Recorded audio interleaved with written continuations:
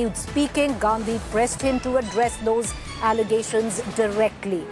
Amit Shah then shot back, saying Rahul Gandhi could not dictate the content or order of his speech. He has to learn to be patient. I will decide what to speak and in what order, the Home Minister said.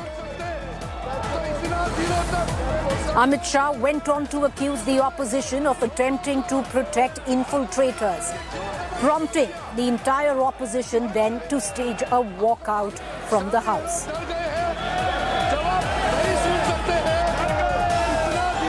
Vote चोरी किसको कहते हैं वो मैं बताना चाहता हूं और हमारे यहाँ कुछ परिवार ऐसे हैं जो पूछते नहीं वोट चोरी करते। अच्छा बोलिए आप। हाँ बोले आप बोले। हाँ बोले आप बोले। स्पीकर सर, मेरा कल एक सवाल था जो हिंदुस्तान के इतिहास में पहली बार डिसीजन लिया गया कि इलेक्शन कमिश्नर्स को फुल फुल इम्यूनिटी दी जाएगी। ठीक है, ये है ना, इसका जवाब इसका पीछ मैं खत्म नहीं किया सर। इसके पीछे जो थिंकिंग थी वो हमें सबसे पहले बताएं। ठीक है। दूसरी बात, नहीं हरियाणा की जहां इन्होंने बात की, इन्होंने एक उदाहरण लिया, वहां पर अनेक उदाहरण हैं। वो भी आपने दिया था ना, 19 वो भी आपने दिया था, इसलिए दिया वो भी 19 लाख वहां पे फेक लोग, वो उदाहरण आपने दिया था इसलिए उसका जवाब दिया। और ये भी हमें बता दीजिए, actually let us have a debate on my press conference. Let us go. Let us have very good idea. Let us have a debate on my press conference. Amit Shah ji, I challenge you to have a debate on the 3 press conferences. Please. ठीक है, बैठ जाइए। माननीय please माननीय, आपने बात करी please. Debate ही तो चल रही है। उत्तर प्रदेश में और हरियाणा में दोनों चुनाव में वोट कैसे दे रहे हैं? प्लीज ये भी जवाब दे दीजिए माननीय गृह मंत्री जी।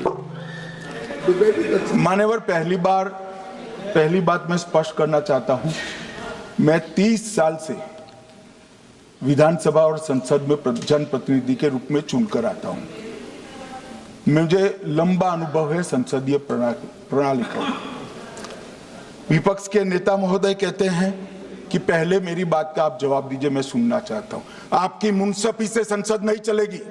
मेरे यहाँ बोलने का क्रम मैं तय करूंगा, इस तरह से नहीं चलेगी संसद।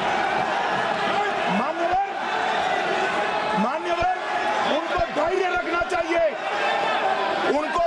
रखना चाहिए मेरा जवाब सुनने का। इनकी एक बात का जवाब मैं दूंगा, मगर मेरे भाषण का क्रम वो तय नहीं कर सकते, मैं करूंगा क्योंकि मैं बोल रहा हूं।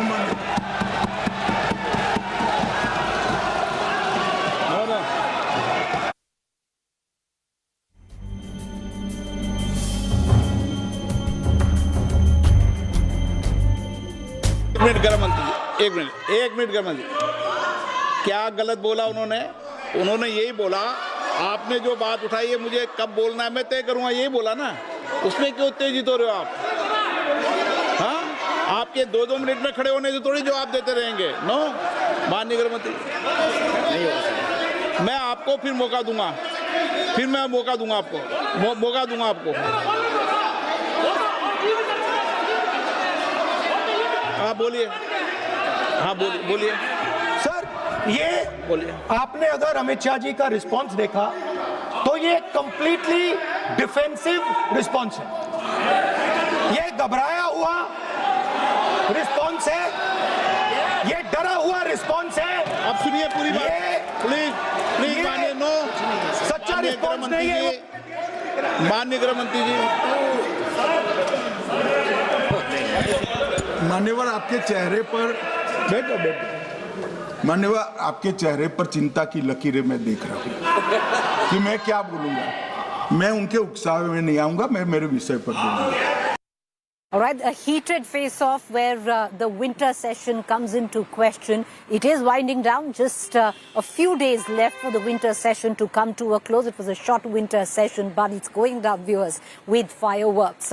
This was inside the parliament, right outside. Rahul Gandhi was questioned on interrupting the Home Minister's speech. So was Priyanka Gandhi. Listen in. जो हमने पॉइंट्स रखे हैं उसका जवाब नहीं दिया, एक एग्जांपल लेकर बोल रहे हैं, तो it is a completely defensive response. आपने उनका चेहरा तो देखा होगा।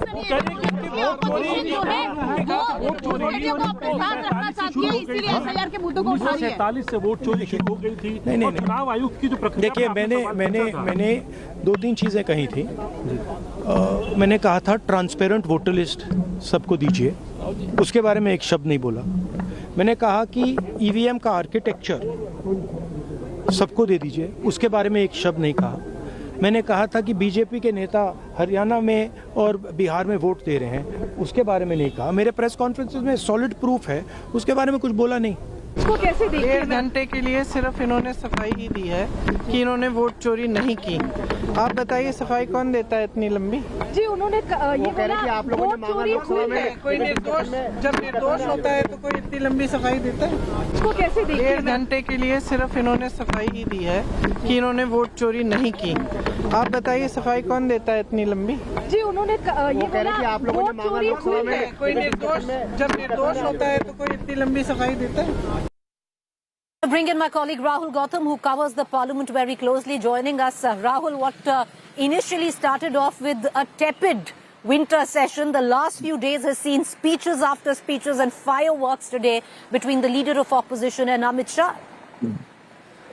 But Preeti, what we saw today, the screenplay for the same was written yesterday only for two prime reasons. A, Amit Shah was present in Lok Sabha when Rahul Gandhi was speaking on electoral reforms. And B, at that point of time also, the opposition camp accused the chair, Lok Sabha Speaker, of being biased towards Rahul Gandhi, and that's why you saw today Amit Shah coming out launching a full frontal attack on opposition camp. However, Congress members, including Rahul Gandhi, they are saying that there was not much to offer in terms of the questions that were raised by Rahul Gandhi, particularly seeking machine readable rolls, seeking access to the electronic voting machines, asking why immunity has been given to chief election commissioners. Now, these are the questions that Congress believe were pertinent questions that needs to be asked by the Treasury benches. But they believe that, that was absolutely missing from Amit Shah's speech. And also they are accusing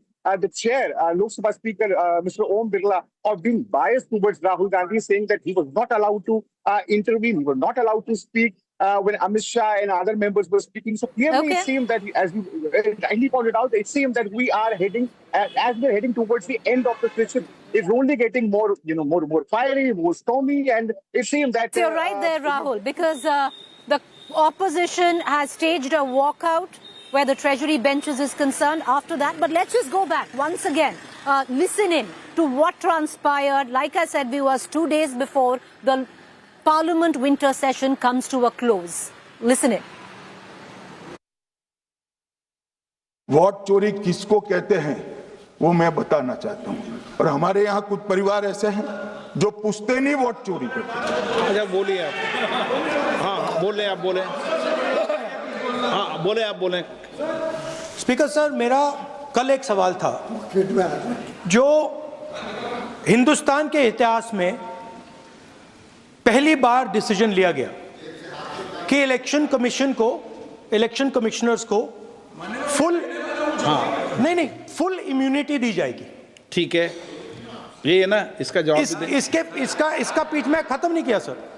इसके पीछे जो thinking थी वो हमें सबसे पहले बताएं। ठीक है। दूसरी बात, नहीं, हरियाणा की जहां इन्होंने बात की, इन्होंने एक उदाहरण लिया, वहां पर अनेक उदाहरण हैं। वो भी आपने दिया था ना, 19 वो भी आपने दिया था, इसलिए वो भी 19 लाख वहां पे फेक लोग, वो उदाहरण आपने दिया था, इसलिए उसका जवाब दिया। और ये भी हमें बता दीजिए, actually let us have a debate on my press conference. Let us go.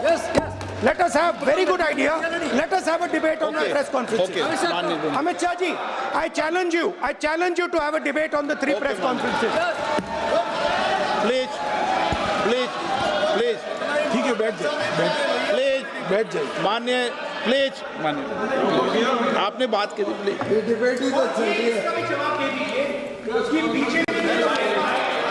प्रदेश में और हरियाणा में दोनों चुनाव में वोट कैसे दे रहे हैं? प्लीज ये भी जवाब दे दीजिए। माननीय गृह मंत्री जी। मान्यवर, पहली बात मैं स्पष्ट करना चाहता हूं, मैं 30 साल से विधानसभा और संसद में जनप्रतिनिधि के रूप में चुनकर आता हूं। मुझे लंबा अनुभव है संसदीय प्रणाली का। विपक्ष के नेता महोदय कहते हैं कि पहले मेरी बात का आप जवाब दीजिए, मैं सुनना चाहता हूं। आपकी मुनसफी से संसद नहीं चलेगी। मेरे यहाँ बोलने का क्रम मैं तय करूंगा। इस तरह से नहीं चलेगी संसद। मान्यवर, उनको धैर्य रखना चाहिए, मेरा जवाब सुनने का। इनकी एक एक बात का जवाब मैं दूंगा, मगर मेरे भाषण का क्रम वो तय नहीं कर सकते, मैं करूंगा, क्योंकि मैं बोल रहा हूं।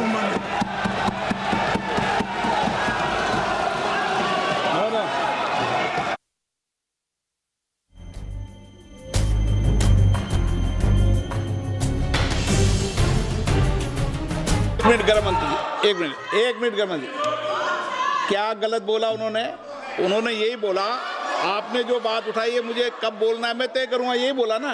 उसमें क्यों उत्तेजित हो रहे हो आप? हाँ, आपके 2-2 मिनट में खड़े होने से थोड़ी जवाब देते रहेंगे। नो, माननीय गृह मंत्री, नहीं होगा। मैं आपको फिर मौका दूंगा, आपको।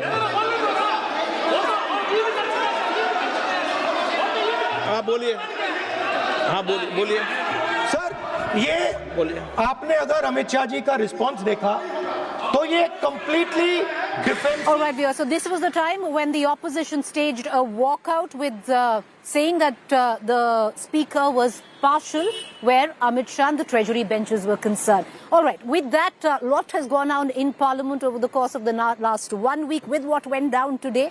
Speaking of vote chori, speaking of SIR, of electoral reforms debate, and also whether or not a privilege motion will be moved against her, and does she care? Renuka Chowdhury, Rajya Sabha MP, Congress, in conversation with me.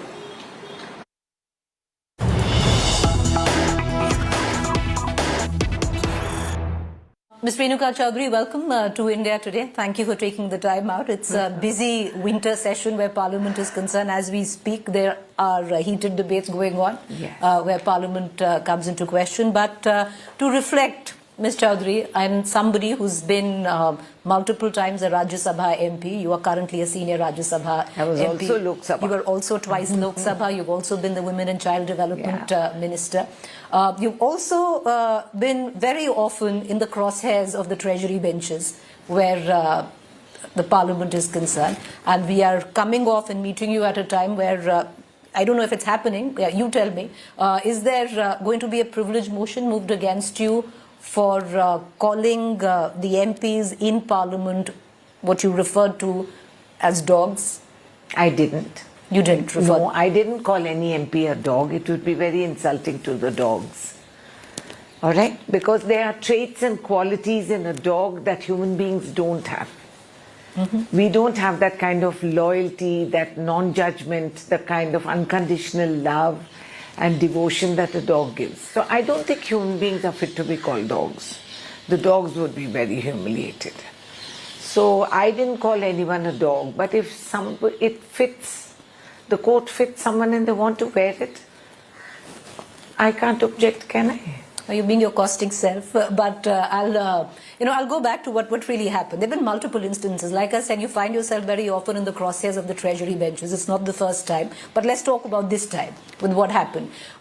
What made you, because get a stray dog in your car to Parliament? What really happened? I was on the road heading to Parliament, and opposite Claridge's, that long part of the island, not the main island, a scooterist came in and he turned right abruptly. We didn't hit him, but another car, I think it was one of those smaller cars, that went and hit him. The dog? No, hit the scooterist. scooterist. Right. He just abruptly hit him. We narrowly missed him. So my driver, as a reflex, pulled up to the left and waited, stopped because it crashed. The car and the scooter crashed. Luckily, that chap had a helmet. He fell down and the car guy got out. It was quite a loud bang.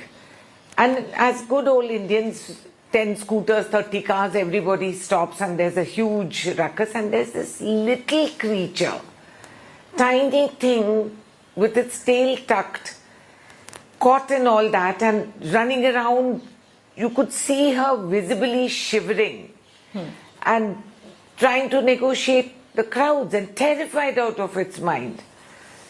So I did what I thought any decent human being should do, I said, please pick it up before it goes under the tire or it gets killed. And then we looked around, no one came to claim, so I said, put it in the car, I'm getting late for Parliament, drop me at the house and come back, bring the dog back to the house and we'll wait.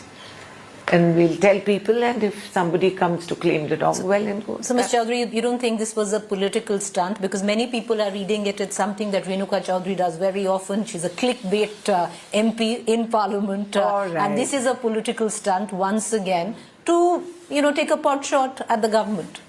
Saving a dog, it would save the government's image. You did it out of... If really that was the government's image, they did it at the goodness of your heart. You had no other malice intended. I'm a dog lover, everyone knows that. I'm an animal lover.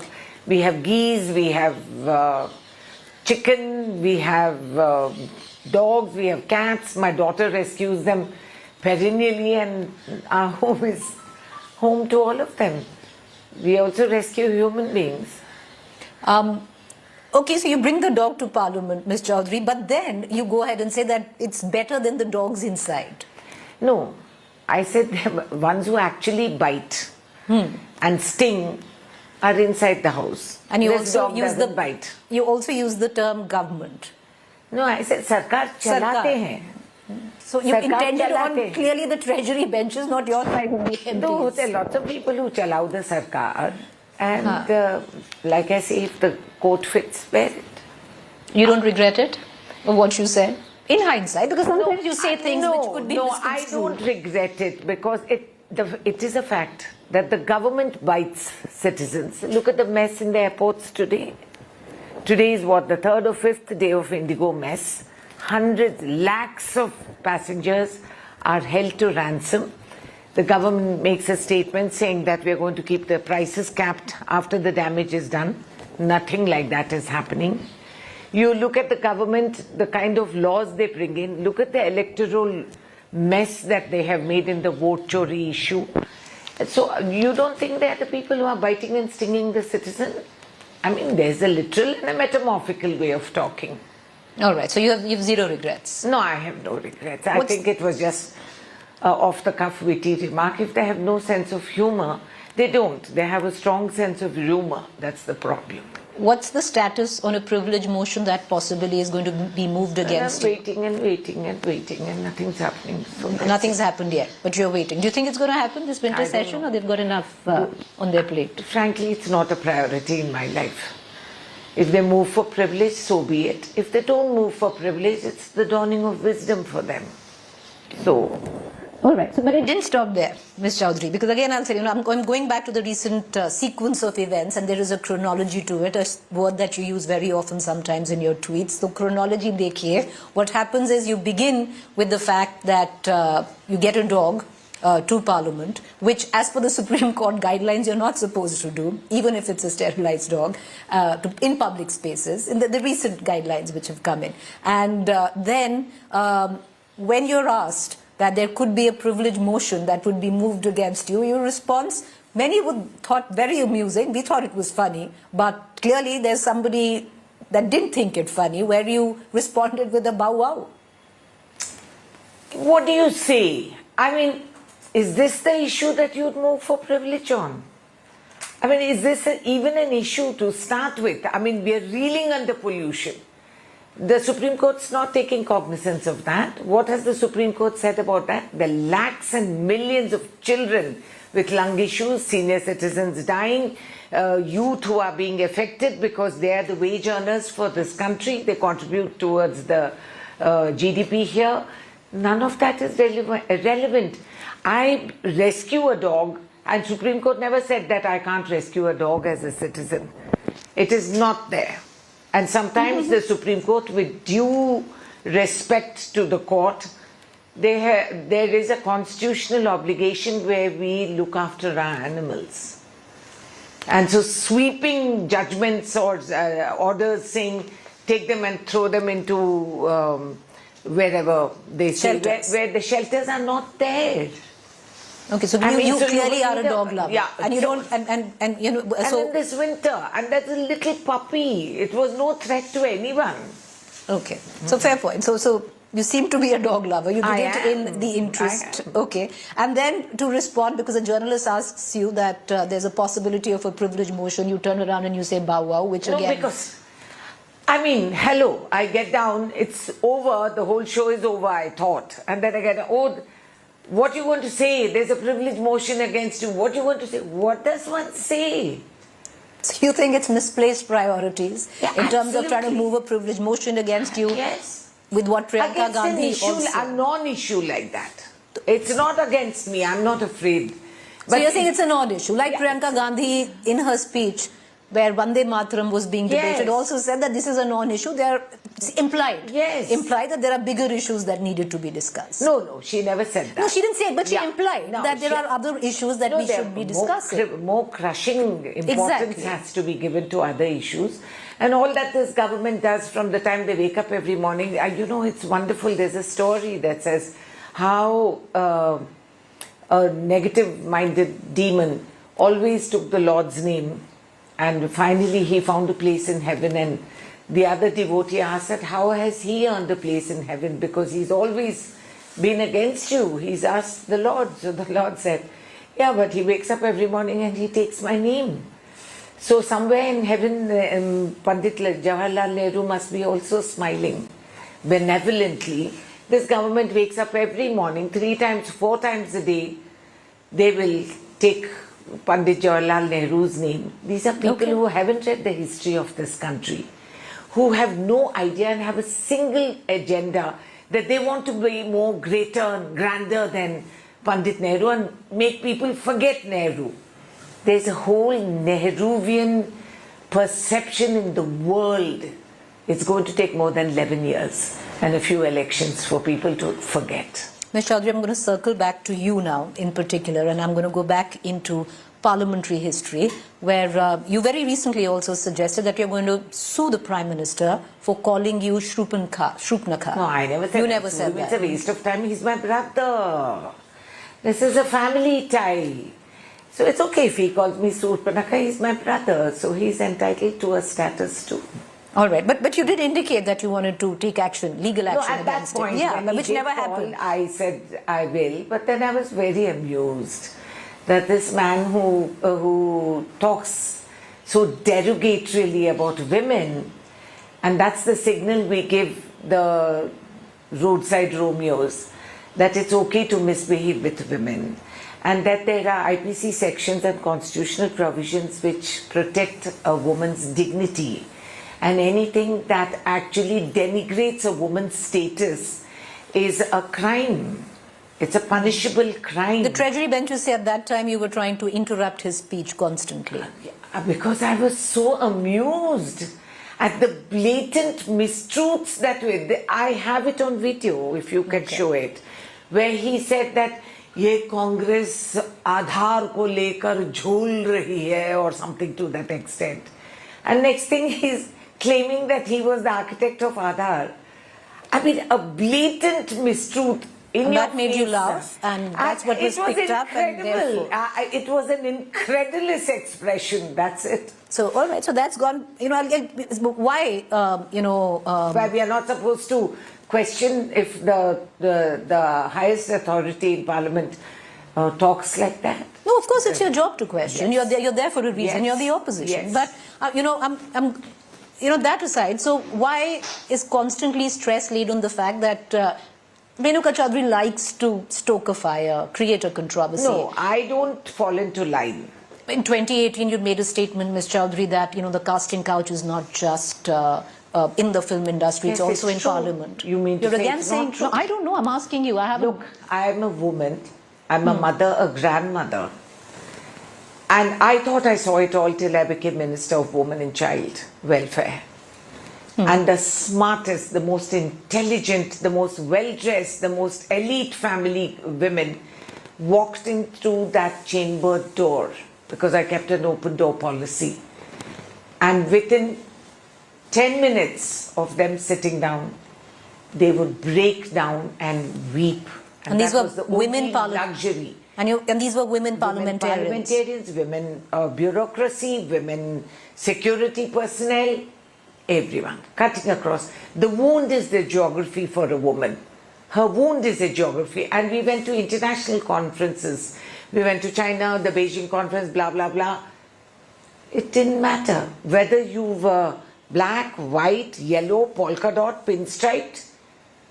The experience was the same. And you still hold it. Belittle you.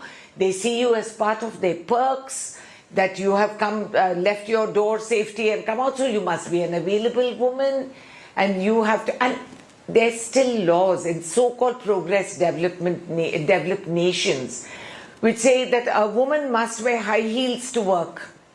Why? Why?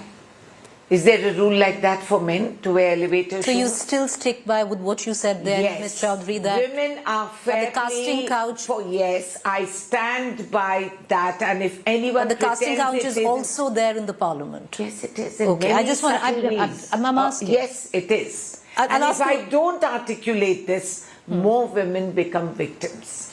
When the Me Too campaign came up, I was relieved. I said, at last women have the courage, the empowerment to come forward and say it. And most of the men who were outed at that time have been normalized. They've been, that taken is back into battle. the system. Yes, that is the battle that we are facing. That was step one. The journey is still ahead. I'll ask you a question, Ms. Chowdhury. Do you think one of the main reasons that you've paid the price, where were taglines, and I'm guilty of using it as well, where we call you a controversial MP, where there's so much, made and said about you, comes at the price of you being a woman? If Renuka Chowdhury was a man, of course, all of this would not have happened. Of course. You think that's... Yes, that's true. That is true. We are judged as women. We are judged as women with a mouth. Because your laughter, if that laughter was a man's laughter... It wouldn't have happened like this. It wouldn't have happened like this. It's because you're a woman. Yeah. And today a privilege motion is being moved against you because of Bow Wow, because of your being a woman, or you're just a troublemaker? No, just because I'm a smart troublemaker. Person. No, I'm a witty person. I give it as it is. And they have no sense of humor. Like I said, this government has a stronger sense of humor than humor. I'm going to come down to your party. You've been, you're in the winter session again. And once again, you have the leader of opposition that you've raised many a times that the government is very antagonized about, is going to leave. And he is leaving for an event of the Congress. He's going to be overseas. It's the winter session. When the Bihar elections were there, once again, there was talk of Rahul Gandhi not being around. Why is there this sense of dystopia within the Congress that everything is possibly wrong, with the government? But is there ever a sense of self-reflection that maybe we're not getting it right? Maybe the LOP needs to sit out the winter session. There's an LOP and all of you are giving it the due respect of being an LOP. Did the government do that? You had Mr. Putin in India, and neither Mr. Kharge, one of our tallest Dalit leaders, never mind him being Dalit, but the most competent, the most experienced, a man who's been in public life and never lost an election since he was 26 or something when he first came in as an MLA, 28 perhaps. They won't call them LOPs. They won't invite them for a official dinner. Ms. Chowdhury, I hear you. There is there might not be protocol, but there are niceties there are niceties in politics. Yes, which these crude people. No, I'm sorry. But does it wash away it doesn't your wash own away. Self-reflection? No, it doesn't. We do introspect, and Rahul Gandhi is particularly focused on seeing that whatever... But ma'am, as a journalist, when I sit here and I speak of it, he's not going to be in the winter session because there have been a sizable amount of people that have voted for you. And what we see is, not we, but the people see is accusations. There might be credibility behind it, there warrants investigation, where your vote chori, all other accusations that you lay at the doorstep of the government. But one common thread is that there is zero self-awareness and there is a sense of delusion within the Congress that there is nothing wrong with the party. And one of those examples is what I'm giving you today, that the leader of opposition is not going to last out the winter session in Parliament. He's chosen to go and attend an event outside. The same thing happened when Bihar elections were on. Look, none of you are talking about the walk that he did in Bihar. Do you remember how many manas he actually put on the ground and walked, and the sizable crowds and people that came around? The confidence that he gave to the workers and to the citizen there, that he's there hands-on. How come that's not mentioned in the same breath that he was not there for the Bihar election? When wasn't he there for the Bihar election? He was very much there. As an outsider, he can't be there during the election process. Right before the election, the run-up to it, 2 weeks. He wasn't. He was there laying the bare work on the ground, because the workers have to go into the booth areas, do the door-to-door verification, be on the ground.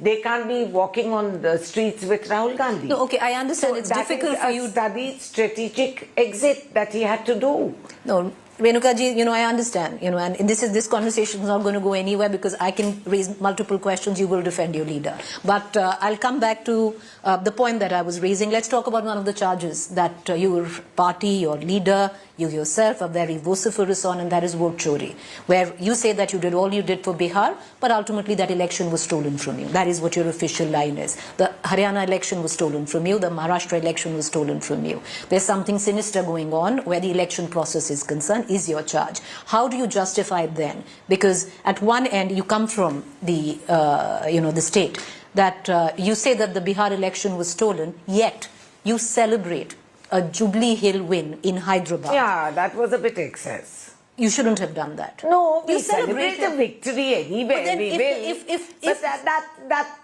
it's a by-election, and we would be worried if we didn't win a by-election being in power. But Renuka Chowdhury ji, the point is not that. The point is you can't celebrate one win, and then if you lose the other election, no, I'll tell then you say that it's a rigged election.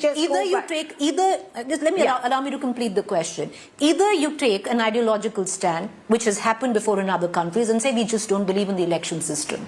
You go and boycott an election. You don't do that. You then choose to celebrate one, and then you say this one we lost, ye to rigged hai. It doesn't work. Two things can't happen together. I'll tell you one thing. While the whole media is so focused, and the opposition, the ruling party is so focused on deriding and decrying Rahul Gandhi, you've all missed the woods for the trees. Because if you go to see the sequence of events that this government, they're very clever. They're very clever. We have to give it to them. I concede to that they're so intelligent. If you see the sequence of events, what was the step one that they took many years ago? The appointment of election commissioners. Okay, just see how nicely they've laid the graveyard of elections. So what happens in the appointment of election commissioners? That is absolutely politicized. And then you go and you gain majority control over all the appointments. Who do you put in? You remove the CJI. As per the norm and the rule and the practice, you had the Chief Justice of India involved in the electoral process of choosing the election commissioners. He's arbitrarily removed. And who comes in place? Bureaucracy. Do we expect bureaucracy to stand up to a ruling government and say no? No. Very clever. So the first pawn is moved. Then what do? They give legal immunity. They give legal immunity to the Election Commission. So a citizen or a political party cannot move a court, or because they're an autonomous body and the law has been changed. So you have no choice but to sit there and talk about it and do nothing else, because there is no other provision for you to do that. Then what do? Which is given for this official action, the CC footage. Suddenly the pride and respect for women is so much that we can't show a CC footage of women standing in a political line to vote, for God's sake. No, I it's not understand. some changing room. You've laid out, nobody, I agree that all of this needs to be investigated. No. I'm saying these are all the structures in place. Then you do mandatory deletion of the CCTV footage. So this evidence, which is evidence for you, has vanished. That has disappeared. Then vote chori starts in Haryana, starts Maharashtra, starts somewhere else. And large sections of votes are removed arbitrarily. The citizen has no right to go anywhere. There is a time lag within which you Ms. have Chowdhury, to... I hear you. This is a matter of investigation. At the end of this, right. Bihar election came on the heels. I think and we knew that we are not able to move court. We have no legal recourse. Renuka Chowdhury, I hear you on this. This needs to be investigated. As a journalist, I do think this needs a court-monitored probe. But having said that, there's a political argument to it. When did the EVMs come in? You know very well they came in the times of Rajiv Gandhi. That is when the EVMs came in. So, now to reject something that you brought on, it's a political argument. The other political arguments is it's not the first time. You've had appointed ECs who you have given tickets to fight elections during the Congress. Did we remove the ECs? I'm giving multiple. There's a political argument. But let me turn around and ask you the question that I asked you. You do not believe in this electoral process. Then why is it that the Congress refuses to take a hard stand? Now there's a dichotomy there and say that, okay, we don't believe in this process, we're not participating in it. Because the Bihar election came so fast on the heels of setting up all this that the government did, delineating the vote bank of the workers. Are you not fighting Assam? You will fight Assam.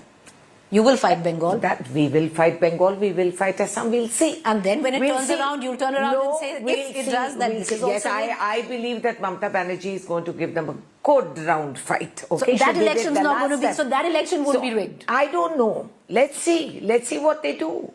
Do you understand? I understand your point of view, but I want you to understand something. In the army, we have a saying, never underestimate the enemy. So we are going with all our guns prepared. We don't know about the Assam election or the West Bengal election. I'm not going to preempt anything by saying anything now what we are going to do. We will do what we will do at the right time. But having said that, it is our collective responsibility, both yours and mine, to establish how insidiously the instruments of democracy are being removed. Suddenly you're shy to give footage. Then you delete footage.